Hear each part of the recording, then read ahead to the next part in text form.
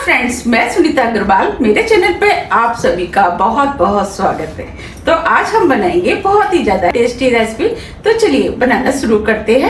आज मैं आपको बिल्कुल सिंपल तरीके से सिर्फ 1 कप दूध से बहुत ही ज़्यादा क्रिस्पी और टेस्टी टी टाइम स्नैक्स बनाना बताती हूँ। कैसे बनाए जाते हैं, इसको बनाने में बिल्कुल भी टाइम नहीं लगता है और झटपट बन के भी तैयार हो जाते हैं, जो कि आप सभी को बहुत ज़्यादा पसंद भी आएंगे। आप इसे एक बार बना करके महीनों स्टोर करके भी रख सकते हैं। तो चलिए देख लेते हैं इसे कैसे बनाया जाता है। स्नैक्स बनाने के लिए ये हमने 1 कप फुल क्रीम दूध लिया है। सबसे पहले हम दूध को गर्म करेंगे। तो अब हम इस दूध को इस पोहानी में डाल देते हैं। अब ये दूध बॉईल हो गया है। अब फ्लेम को ऑफ कर देते हैं। ये हमने आधा नींबू का रस लिया है, इसमें से हम थोड़ा सा रस दूध में डाल देते हैं। ये दूध कुछ ही सेकंड में फटना शुरू हो जाता है। देखिए ये दूध फट गया है। अब इसे हम ठंडा होने देते हैं। अब दूध ठंडा हो गया है। अब हम इसे छान लेते हैं।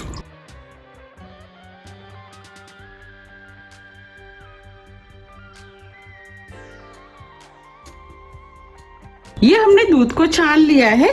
अब इसमें जो पानी बचा है इसका यूज हम बाद में करेंगे।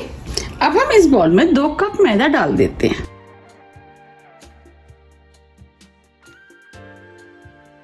आधी टीस्पून नमक। अब जो हमने छेना बनाया था उसे भी हम इसी के अंदर डाल देते हैं। अब सभी चीजों को हाथ से अच्छे से मिक्स कर लेते हैं। ये स्नैक्स जितने बनाने में आसान है उससे ज्यादा ये खाने में टेस्टी लगते हैं। आप चाहें तो बच्चों के लंच बॉक्स में भी इनको रख सकते हैं। ये हमने सभी चीजों को अच्छे से मिक्स कर लिया है। ये जो हमने दूध छाना था उसके पानी से अब हम इसका डो बना लेते हैं। पानी थोड़ा थोड़ा करके ही डालें, जिससे कि इसके अंदर ज़्यादा ना हो जाए। हमें इसका डो ना ही ज़्यादा सख्त बनाना है और ना ही ज़्यादा लूज। ये हमने डो बना लिया है, बस हमें इसी टाइप का डो चाहिए, ना ही ये ज़्यादा सख्त है और ना ही ज़्यादा लूज।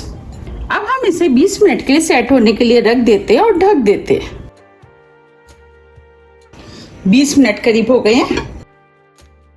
अब ये डो भी सेट हो गया है। अब हम इसे थोड़ा सा और चिकना कर लेते हैं। ये हमने डो को चिकना कर लिया है। अब हम इसकी 4 लोइयां तोड़ लेते हैं।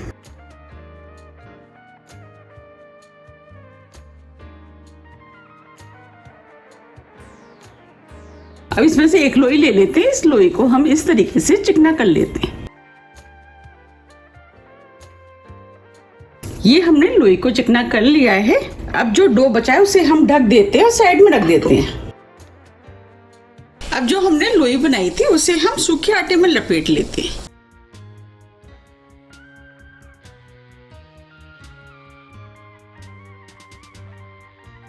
और इस लोई को हम बिल्कुल पतला बेल लेते हैं। जैसे हम चपाती बेलते हैं उससे भी पतला बेलना है।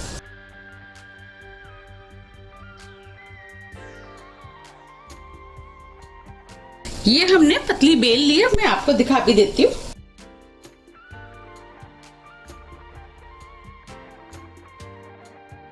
देखिए हमें इतनी पतली बेलनी है कि इसके अंदर से हाथ दिखना चाहिए। देखिए अब हम इसे काट लेते हैं। हमें इस तरीके से लंबा लंबा काटना है। मैं इसे कटर से काट रही हूँ। अगर आपके पास कटर नहीं है तो आप नाइफ से भी काट सकते हैं, लेकिन जब हम कटर से काटते हैं तो इसमें डिजाइन जो बनती है उसकी वजह से ये देखने में सुंदर लगती है, लेकिन टेस्ट में इससे कोई फर्क नहीं पड़ता है।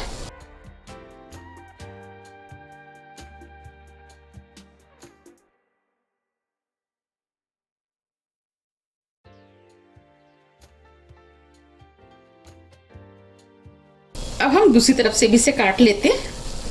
हम इसे डायमंड शेप में काटेंगे। आप चाहे तो इसे स्क्वायर पीस में भी बना सकते हैं।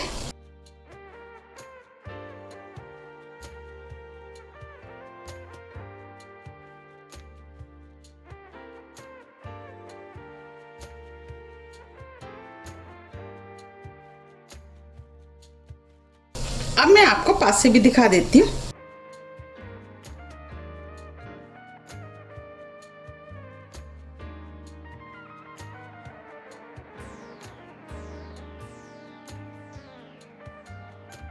देखिए देखिए कितने बढ़िया पीस बने हैं। और कितने पतले हैं, और देखने में भी ये कितने सुंदर लग रहे हैं। अब हम सभी पीसों को प्लेट में रख लेते हैं।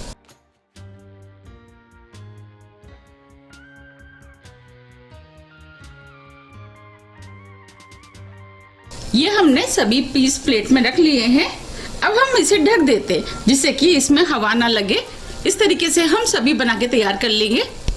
ये हमने सभी स्नैक्स बना लिए हैं। चलिए अब हम इनको फ्राई कर लेते हैं। हमने स्नैक्स को फ्राई करने के लिए ऑयल गरम करने के लिए कढ़ाई में रख दिया था। अब हम ऑयल को चेक कर लेते हैं। तो एक स्नैक्स हम कढ़ाई में डाल देते हैं। देखिए स्नैक्स तुरंत ऊपर आ गया है, इसका मतलब ऑयल गरम हो गया है और स्नैक्स फूल भी गया है। अब हम इसे निकाल लेते हैं। अब जो हमने स्नैक्स बनाए थे वो हम कढ़ाई में डाल देते हैं और इन्हें हम मीडियम फ्लेम फ्राई कर लेते हैं। ये बहुत जल्दी फ्राई हो जाते हैं। आप देख पा रहे हैं ये सभी फूल गए हैं और क्रिस्पी भी हो गए हैं। अब हम इनको निकाल लेते हैं।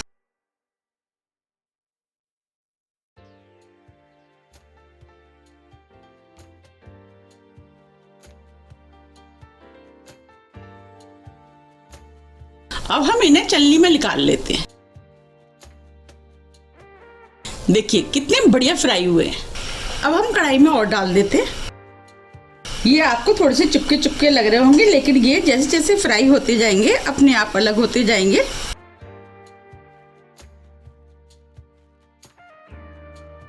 अब ये भी फ्राई हो गए, इनको भी निकाल लेते हैं।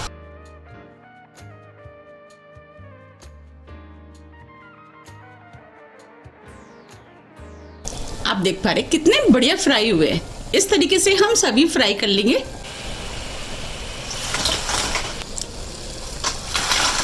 ये हमने सभी स्नैक्स बना के तैयार कर लिए हैं। आप देख पा रहे कितने बढ़िया स्नैक्स बन के तैयार हुए हैं। अब मैं आपको दिखा भी देती हूँ।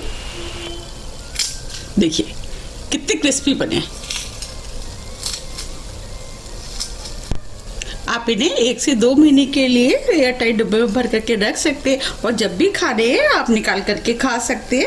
अगर आपको मेरी रेसिपी पसंद आ रही है तो आप ज़्यादा से ज़्यादा फ्रेंड और फैमिली के साथ शेयर कीजिए और मुझे कमेंट्स करके ये ज़रूर बताइए कि आप इन्हें कब बना रहे हैं। अगर आपको मेरी रेसिपी थोड़ी भी पसंद आती है तो रेसिपी को लाइक कीजिए, चैनल को सब्सक्राइब कीजिए और ज़्यादा से ज़्यादा शेयर कीजिए। अब हम फिर मिलते हैं इसी तरह की टेस्टी रेसिपी के साथ। जब तक के लिए नमस्कार।